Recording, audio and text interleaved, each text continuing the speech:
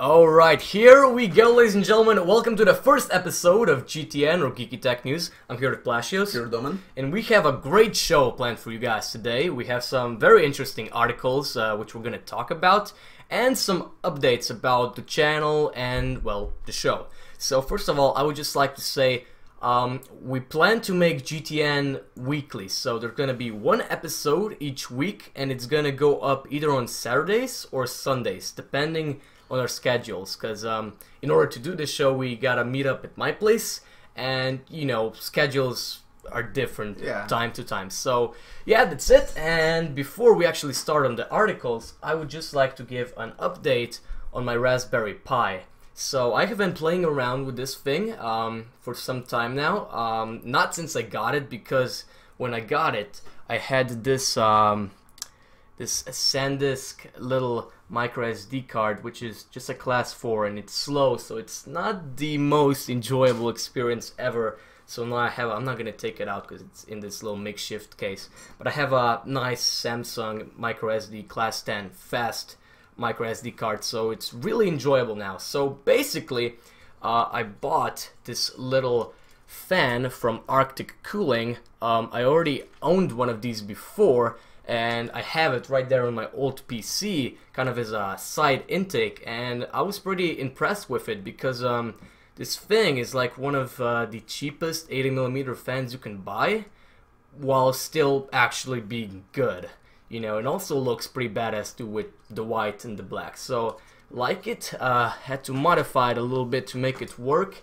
and I actually used the package that it came in to make this little makeshift case for this thing. So yeah, I have quite some plans for my Raspberry Pi videos. So okay, now let's actually start on the topics. So the first topic today is gonna be about how somebody faked a fingerprints. So yeah, this guy right here used high-resolution photos to fake this woman's fingerprint. So yeah, that's pretty impressive and kind of scary at the same time. What do you think about this? Well, you know, the thought that someone can actually have your finger and unlock your phone, that's really scary. Yeah, without even coming in contact with you. That's like, because you know, with my iPhone 6, like I really love the part of it, you know, that it has a fingerprint sensor, so it kind of feels really secure, you know, and I don't have to put in the actual code. It's right here. I can just press one of my fingers on it and then it will unlock. I don't know, will it now, because I kind of grabbed it at a weird position. There we go. So yeah, but like the thought of someone not even coming in contact with your device, with your fingers, and to like, it just blows my mind. It's scary. So we might be going back to the old password days. That's just the point to say. They were always saying, yeah, passwords, somebody can figure out your password, fingerprints is much more reliable, but at least passwords are in your head. So oh yeah, and I was also reading this, and I think that in this article they say about like password, like somebody with glasses or even just normal eyes, when you're actually holding your device and you're actually inputting a password or something, people can actually see the reflection in your eyes and then figure out your password. It's insane. Yeah, it's so not wow. realistic. Yeah, that's... Yeah, plus you can change the password whenever you want. You can't change your fingerprints or anything else. Like that's also the big thing, because if somebody compromises your password, well then no big deal, you go and change the password and that's not gonna matter to them anymore. If they know your fingerprint, you're screwed. Like you can't do anything. Like what are you gonna do, like put some plastic on your finger or something? I mean, yeah. So people also said, where's the little thing? I'm looking for something right now. We can just keep talking. Yeah, it just point to say that every point of your body can be reproduced, or how should I say? Your fingerprints are not secure. Even your eyes, they can be cloned or something like that. What you have in your mind is that's the only thing that's really secure. So yeah. Okay, that's a little bit of a different topic, Blasius. Thank you for I discussing know. it with us. But yeah, I don't find it right now, but okay, I consider my password safer than my fingerprint. My password is in my head, and and if I'm careful when typing, I remain the only one who knows it. Yeah, that's So true. yeah, maybe some famous or important people should start wearing gloves now for like forever because of hackers and Yeah. yeah. So okay, that's our first topic. Pretty scary, but also pretty cool. Like this guy did all of this from photos, and what did they say? He took some photos from her from just like some events and stuff. Then he took one from like I don't know what 3 feet from Yeah. her or something. I don't know, but wow. Okay, so now let's move on to a little bit of a funnier topic. So. Legos. Who doesn't love Legos? I know, they're basically uncut gems. I mean, I wouldn't actually call them that because they're not valuable, but they're untraceable. Yeah, That's what they're saying. kinda. Pretty much as diamonds. Yeah. So, through the years now, there have actually been a lot of stories of how people stole Legos and sold them online. So here's another one that's pretty funny. Yeah, it basically says how people are stealing these things so much, and this is like a little bit of a portion of a hideout where so many Legos were just stored when they were stolen, and then they were just like sold on eBay and sites like that. So yeah, this maybe we're in the wrong business or something. I don't know, man. It's I mean, you don't really These are realize the people that the stole them, I worth think. of Legos, because the older they are, the more collectible they are. yeah, if you keep them intact and Yeah. sealed. Yeah, that's actually true. And I mean, who doesn't love Legos? Like, know. it's the ultimate toy. It's awesome. But yeah, there somewhere in this article was also mentioned how a guy in 2005, I believe, but I heard about the story. Ah, there we go. So, okay, made headlines in 2005 when he boosted more than $200,000 in Lego bricks from Target stores across, well, a lot of places. That's a lot of money.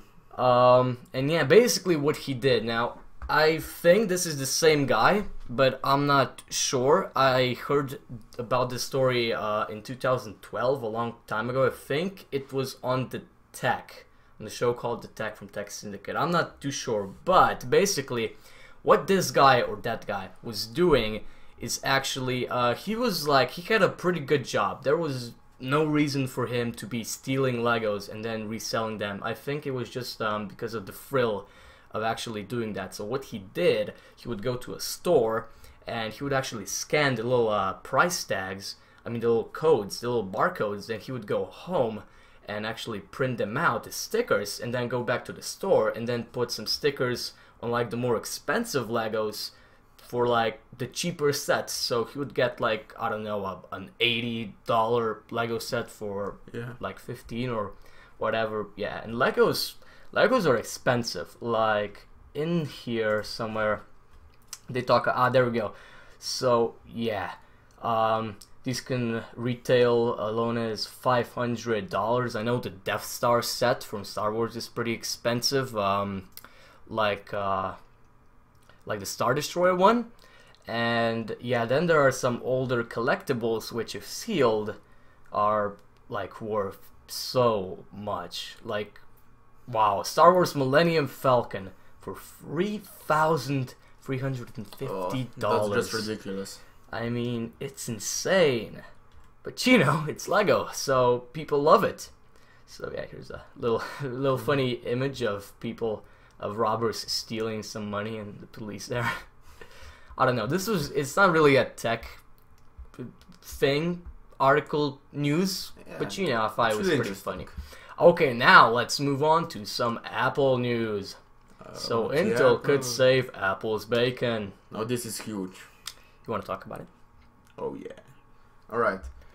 So the point of this is that Apple the previous manufacturing processors, that was Samsung and such, are actually falling a bit behind because Intel is just skyrocketed. And yeah, Intel is basically on a lot smaller manufacturing process as some other companies, and even they had quite some issues getting to that nanometer process.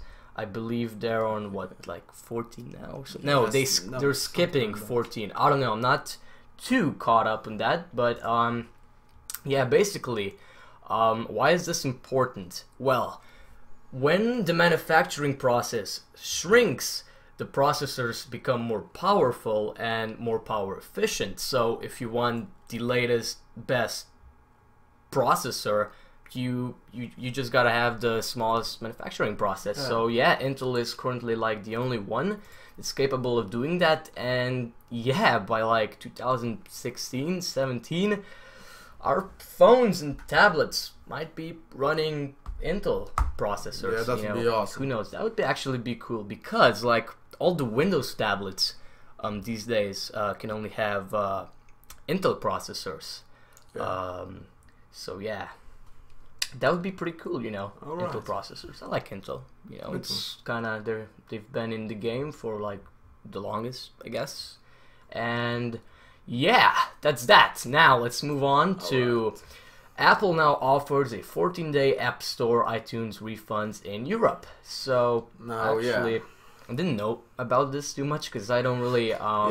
So this basically sucks for all out of Europe countries. I'm sorry, guys, but yeah, but it sucked for us before. Yeah, true. That. I mean, I didn't even know about this because I don't really buy from the App Store and iTunes. I've never actually. Yeah, I have an iPad, so I can. Yeah, I have a Mac, but there's just nothing that I would really buy. This is like really awesome because you know, little kids, they just, when you give them the iPad, they will just buy, and this is your opportunity to give back what you don't really need. Or a nice thing that I like on my iPhone, actually, it's a little bit annoying sometimes, but on here, when you go to actually buy something, every time you want to download something from the App Store, it asks for your fingerprints. So every time you gotta scan your finger when you're actually downloading something and stuff. So, you know, if your kid takes your phone and is like, oh, Lego, Star Wars, Angry Birds, movies, whatever. So, you know. Yeah, but as we mentioned, that can be hacked. Yes, yeah, but a 5-year-old is not gonna hack your phone. So what if someone steals it though? Well, you know, but it's still nice, like for people. If you buy an app and you don't like it, then you can just, you know, you can return it. So pretty cool. Didn't really know that this wasn't a thing before. It should have been. I don't know how it is with movies and stuff. I think no, it's all the iTunes. Just not the gifts. If you give someone, they can return it. Are there movies too? I think movies. So. I think movies are not, because that would just be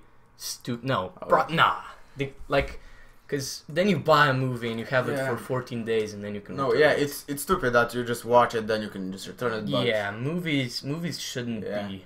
Like, did you know that if you go to a movie and leave I don't know, 5 minutes after the movie started, you can actually get a refund? Yeah, but. Like here not really. Yeah, yes, you can, but if but it would be so stupid if you would just watch the whole movie then want to. Yeah, like 5 minutes before the end, you're just like, well, you see, I got this thing, so give me my money back. You know, just Yeah, that would be stupid. And there's a thing about Google Play here. But it does not appear to have updated policies to show the 14-day change for any content purchased by those in the EU. The company, however, does spell out its 14-day... Oh wait, that was a different thing that I was reading, I guess. Or somewhere else. I don't know, it's probably somewhere else in the article. But, yeah, I didn't know this was a thing, but, you know, it is. And it's nice. I really think that...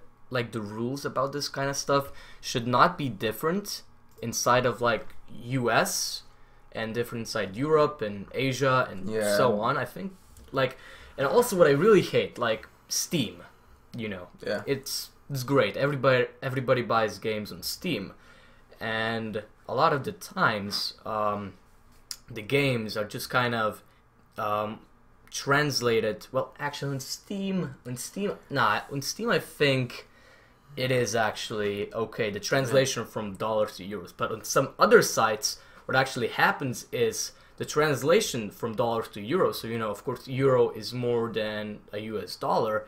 Sometimes the translation is just so they keep the US number and they just put a euro sign next to it. So you're basically paying a lot more. It's the other way around. But no, well, if you have a US price, then they just stamp a euro next to it. It's not fair. Yeah, that's not fair. What were we talking about? Okay. Yeah, I'm glad. So basically, alright. Yeah, let's move on to the next topic right here. Oops, I just set up the camera thing. Okay, so now this is one of the dumbest things I've heard in a long time. So basically, this guy has filed a class action lawsuit against Apple for what? For fraud about how iOS 8 doesn't properly inform its user just how much storage space it will occupy once downloaded. Now that's just ridiculous, if you ask me. What? I know. Like, I mean, now the strangest thing about this is, I mean, I guess it's kind of talking about the updates. Yeah. For iOS 8. But I mean, we should be glad about that. Would it be better if we would just, get iOS 8 and then no updates at all? Like, I don't see the argument, I appreciate how Apple makes updates for like older versions for the privacy and just for safety, kind of for passwords and stuff. Yeah. And works out like some kinkies in the software. I mean, it's just confusing. Like it's weird. I mean, like now on an Android phone, isn't it like the same for it's Android? Absolutely the same. Because you can't tell what the you update get updates on Android too. So I mean, yeah, it's just weird. I guess it's a lot of space, but you should delete something once upon a time. Oh yeah, that's right. And he was talking about how if you're in a wedding, right? Let me see. We're here. Well, basically, I think he was talking about like if you're at a wedding, let's say, and you're like, oh, there they go. Oh man, this is a once in a lifetime picture. Let me just take my phone. Oh, I don't have any more storage and I couldn't take the picture. Well, you can manage your space on the device. I mean, it's not too tough. You just go under settings and just see how much space you have left. I mean, it's not like it's gonna take up so much more and just. Yeah. Plus, if people don't know what's class action lawsuit, no one benefits from that. No one. Except the lawyers. Yeah, except the lawyers. I mean, it's basically it's stupid. Yeah, I mean, I guess they get like $5 and a coupon, but that's it. That's it. Okay, let's move on to Internet Explorer 12. Big changes are coming to Trident. So, all right. Yeah, basically Microsoft when they plan to release Windows 10, which hopefully it's really soon, because I myself personally I hate Windows 8. Well, 8.1. Yeah. I just hate it. I have it set to Windows 7. You do? Yes. You have Windows 7? No, Windows 8.1 enables that you can have like the start button. Yes. So I never used the Windows 8.1. And I mean, like on a thing like this, right here, I never used. Personally, I hate this. I hate this so much. Yeah, it's so unnatural to me. Like it has improved. The icons. So they're square, and I mean, I just don't like this. I just don't like the layout. It feels like I'm a robot. So we're kind of moving away from that nice and natural kind of a looking OS to something else. I just hate Windows 8, so yeah, it looks like they're jumping from Windows 8 to Windows 10, and they're trying to make everything right. So yeah, strong competition for Explorer from Google and Mozilla. Well, I mean, yeah, Google Explorer has never been a bad internet browser. Never. It's actually pretty good for doing basic stuff. It's been pretty bad. No, I mean, it's good for doing basic it stuff, has but no extensions, and it's just frustrating. It has no extension, no personalization. Okay, so which browser do you use? Mostly I use Chrome because of the personalization that comes with it. Yeah, Chrome is awesome. Now, first of all, when I got my MacBook Air back in 2012, the first browser on there was Safari, and I spent quite some time with Safari, and I do like it. It's a really nice browser, and I probably would have stuck with it if Google Chrome wouldn't just be so more convenient. Yeah. Because it just syncs everything, and you can. It's a lot easier to just stay in one ecosystem, and yeah, it just works better. Yeah. That's personally me. Mozilla is good, but you know it's not as smooth as I like it to be. I haven't used Mozilla It's a in bit complicated. such a long time. Yeah, it's complicated. I mean, it's not really complicated, but yeah, Chrome is like I a used lot simpler. Firefox like back on my Windows Vista PC. Yeah. Yay, Windows Vista! Really great. Yeah.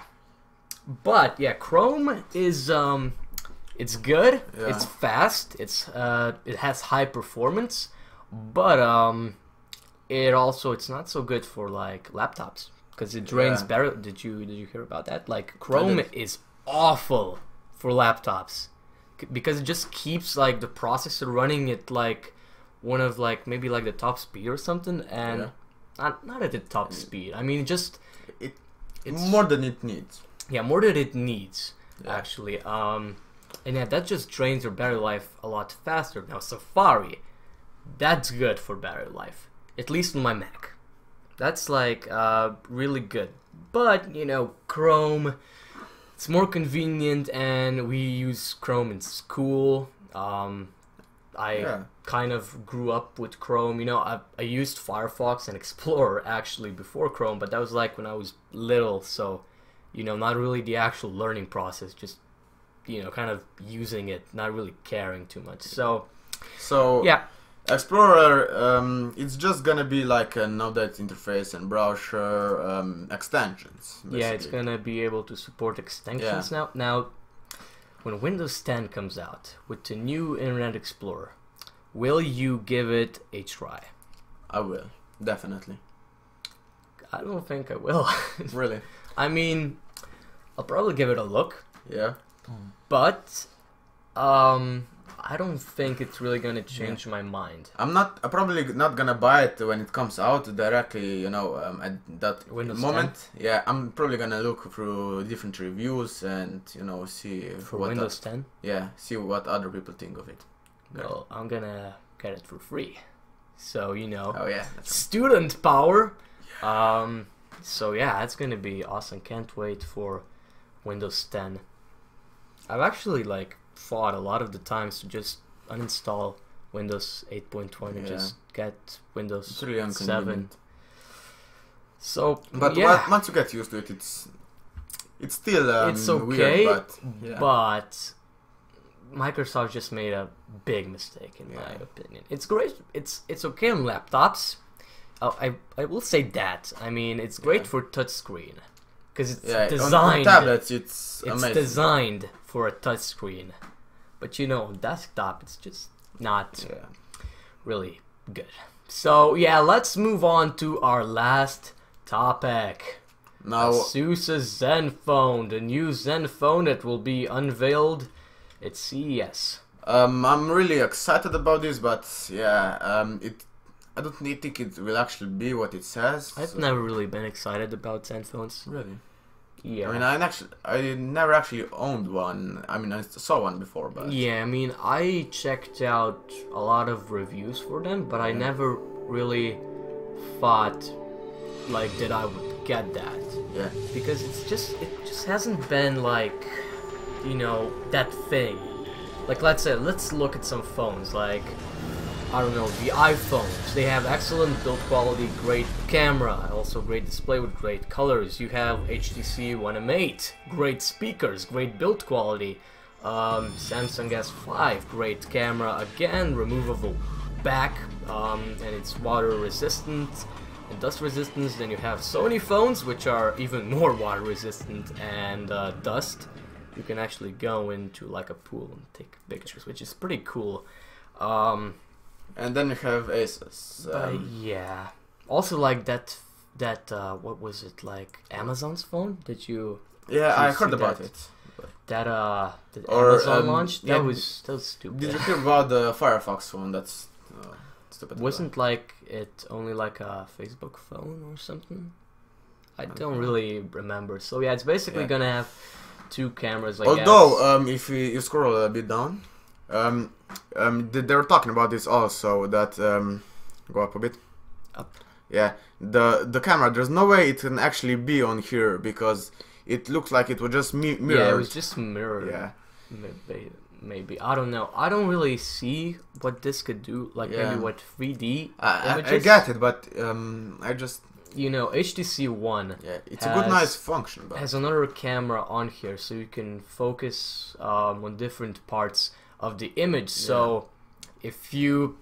On HTC One M8, if you take an image, then you can just go take a look at an image that you took there, and then you can refocus it. So let's say if this was an image right now, and it was taken with an HTC One M8, and let's say we were in focus and the background was not in focus, we could actually modify it so we wouldn't be in focus and the background wouldn't be in focus. I also think that because I never used an HTC One M8, that you can do so everything's in focus.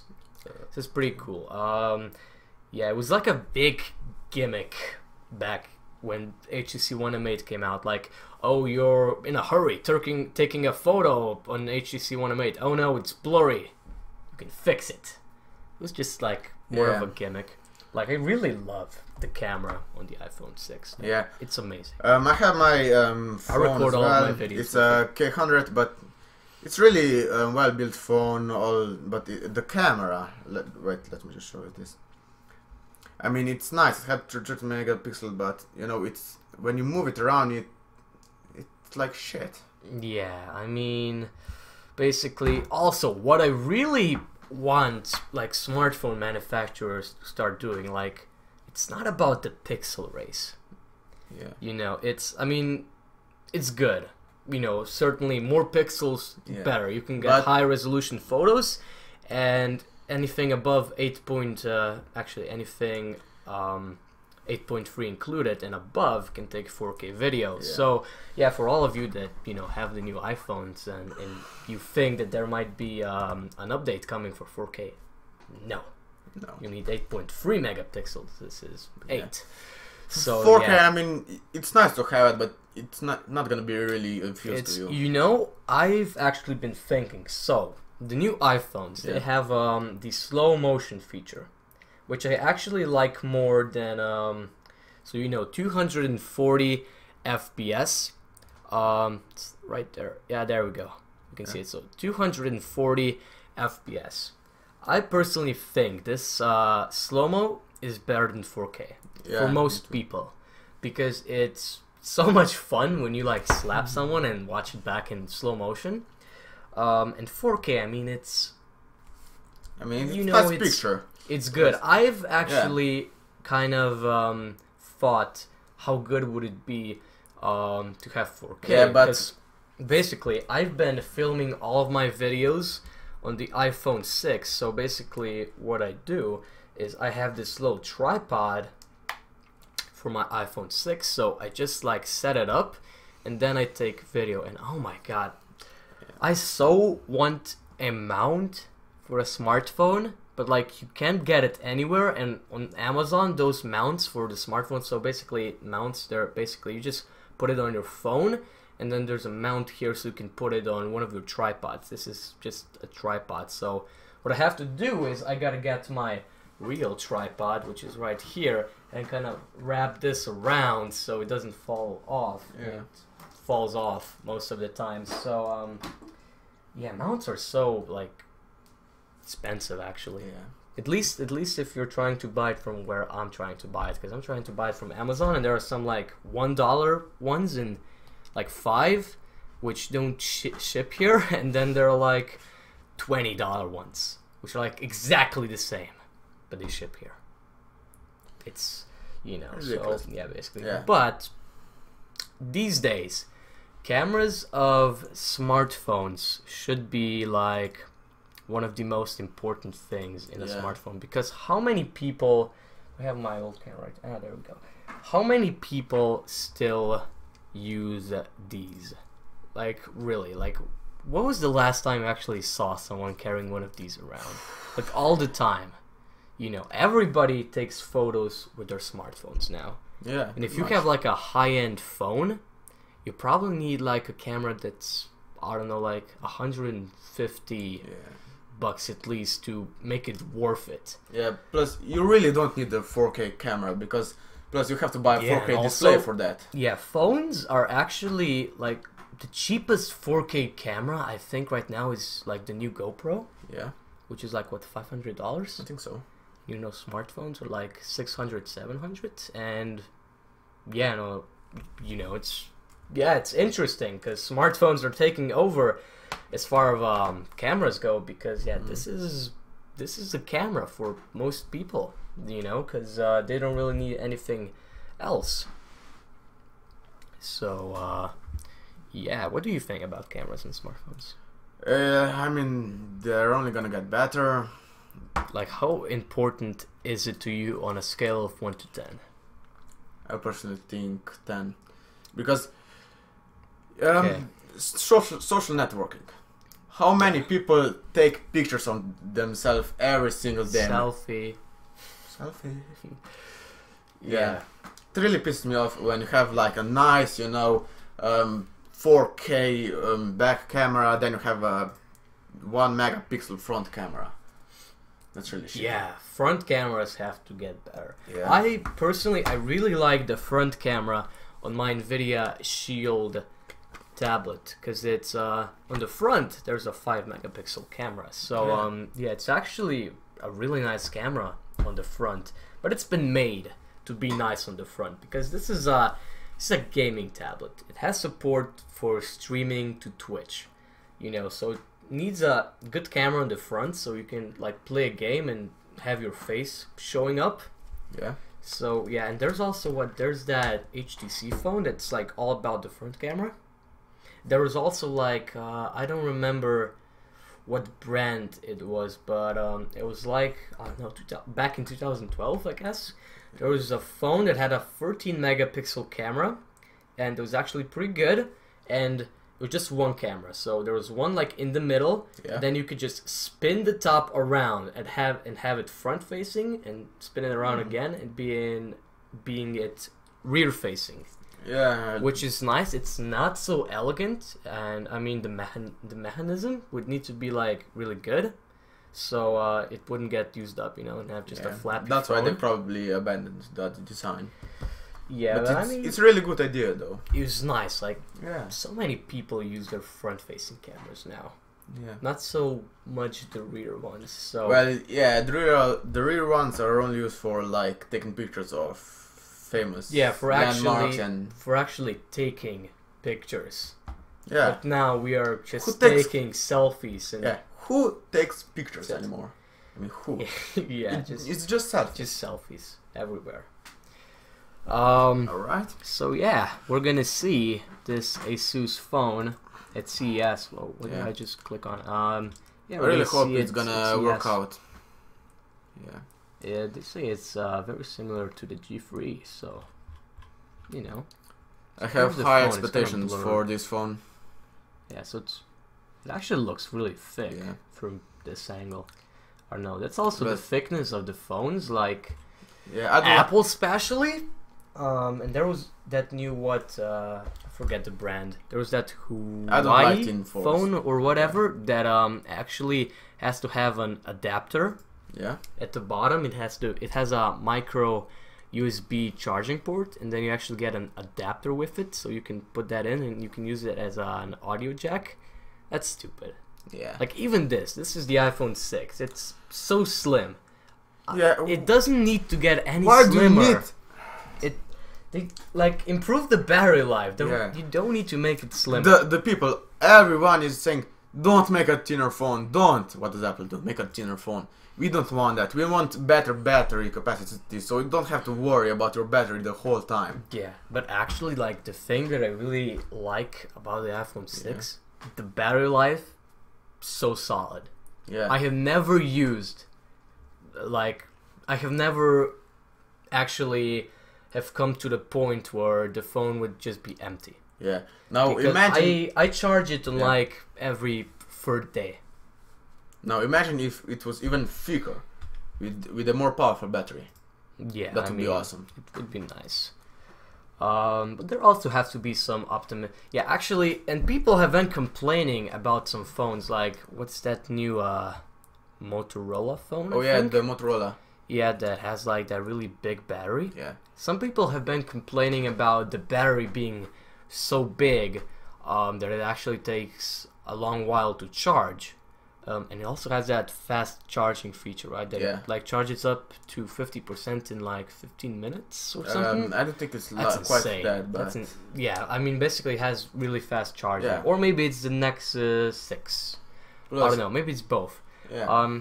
But yeah, I mean, if we have a bigger battery, I mean, most people these days charge their phones overnight anyway, so that wouldn't really matter. It's not really a problem anymore. But what's actually really cool with the iPhone, it has a small battery, so you can charge it really fast, and I mean, it also lasts so long. Like I've charged it to 100% today, and it's at 98%. And I've like used it a lot. I've been watching some YouTube videos, and you know, just the standby on iOS, it's awesome. So yeah, this is gonna be it, guys. Thank you for tuning in to the first episode of Hope you GTN. enjoyed. Yeah, hopefully you enjoyed, and we will see you next week if everything goes as planned. We do plan to bring in a lot more gaming news because we're gamers, you know, and that would probably be very interesting. So yeah, we plan to do that, a lot more talking about games. But yeah, hopefully you enjoyed. Do you have anything else to say? So yeah, guys, thanks for watching, and we will see you next time. Goodbye.